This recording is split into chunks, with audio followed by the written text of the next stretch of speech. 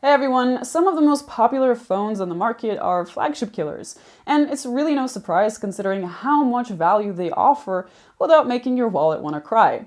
So we're excited to take a look at Realme's newest flagship killer, the Realme GT Explorer Master. This phone is a little more photography focused than the more mid-range Realme GT Master, and it adds to the very confusing naming situation, but let's just go with it. So how does this newest flagship killer fare? I'm Angie for GSM Arena, and this is our review of the Realme GT Explorer Master. A quick note before I begin. Our review is based on the Chinese version of the phone.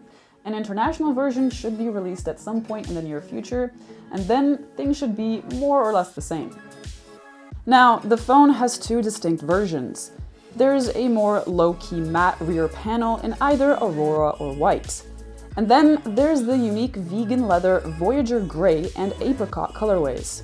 It's a result of Realme's collaboration with Japanese designer Naoto Fukasawa, and the company says it's the industry's first concave vegan leather. Despite not being much thicker than glass designs, it looks a little chunkier and has a more industrial design. That said, no matter which version of the phone you get, the device is a lightweight one, at around 183 or 185 grams respectively. The triple cameras on the back are grouped in an oversized camera island, and it sticks out a little, but it has a minimal amount of wobble. Both the glass matte back and vegan leather versions of the phone have an aluminum frame and feel decidedly more premium than the regular GT Master. The keys are nicely placed and click nicely too. On the front, you'll find a display with gently sloping sides that's protected by Gorilla Glass 5. There's an optical fingerprint reader underneath the display, and it's fast and reliable, but a little too low for our taste. You can get used to it, but it would have been more comfortable higher up. The display itself is a 6.5-inch Super AMOLED panel with a 120Hz refresh rate and a Full HD resolution. There are 3 refresh rate options: Standard, High, and Auto Select. Standard mode keeps the phone at 60 Hz, while the High and Auto modes keep the refresh rate at 120 Hz whenever you touch the phone. Games and YouTube will take the refresh rate down to 60 Hz though. In our tests, the GT Explorer got 805 nits in its adaptive brightness mode. Sunlight legibility should be fine on a sunny day, and it was on par with the competition. Vivid mode had okay-ish accuracy, and it was the most accurate with the temperature slider pushed all the way to warm. Though Realme says that the GT Explorer Master supports HDR10+, our unit only has Widevine L3 certification, so there was no HDR for Netflix or Amazon Prime. That's likely to be a different story for the international version of the phone though. The GT Explorer has stereo speakers with a standard downward-firing speaker on the bottom and the earpiece serving as a second channel.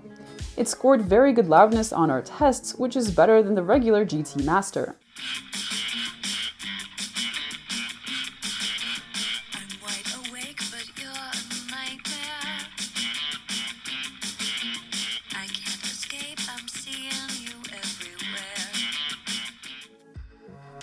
The GT Explorer Master has a 4,500 mAh battery, and it got a class-leading 117-hour endurance rating on our tests. With a 65-watt super dart charger, the phone got from 0 to 100% in a crazy fast 33 minutes, exactly as advertised. The GT Explorer has the Snapdragon 870 chipset and comes with either 8 or 12 gigs of RAM. It's Qualcomm's second most powerful chipset, and unsurprisingly, the phone has great performance whether it's gaming or day-to-day tasks. The GT Explorer comes with Android 11 and Realme UI 2.0 on top. It's a launcher with an abundance of always-on display themes, refined floating windows, and enhanced security. Still, even with all of these options, it looks like a very clean UI, and is clutter-free. The task switcher is simple, but it has an added feature. You can minimize an app to a mini window or a floating window from within it. Dark mode is available too, or more accurately dark modes, because you have 3 dark styles you can choose from: black, dark gray, or light gray. There's a smart sidebar that's similar to what you'll find on Galaxy phones, and you can customize the actions and app shortcuts that you'll see there. The GT Explorer's camera setup is what really sets it apart from its siblings. It has a 50-megapixel main camera with omnidirectional phase detection autofocus and OIS, a 16-megapixel ultra-wide cam, and a 2-megapixel macro cam. During the day, images are great. Sharpness, detail, and white balance are excellent, and colors are pleasingly saturated. 2x zoom shots are generally okay, but the photo has no telecamera, so if you zoom in beyond this, you'll find that photos are a little soft. The ultra-wide camera is better than on other Realmes for sure. There's a good level of detail and great dynamic range in colors. There's a bit of noise though, and there is purple fringing around contrasting edges. In low light, the GT Explorer puts out flagship-grade snaps with good detail and well-controlled noise. Dynamic range is wide and the exposure was good. The phone's auto night mode is part of the reason for this, and the processing kicks in with or without the AI enhancement switched on. The phone will not always consider a scene to need night mode, even if it might benefit from it. We saw better results in roughly half the scenes we shot in night mode versus photo mode. 2x zoom shots at night aren't amazing, but if you take them in night mode, you'll see much improved dynamic range and get a boost in shadows. At night, the ultra-wide camera delivers underexposed shots that are soft and noisy. Night mode is a must for this camera because it helps a ton with exposure, and you'll find improved sharpness and detail. The phone captured good portraits that have pleasing skin tones and a wide dynamic range. Subject detection is excellent, and we found no clipped ears or jawlines. Less impressively, the macro cam captured shots with low detail, drab colors, and a limited dynamic range.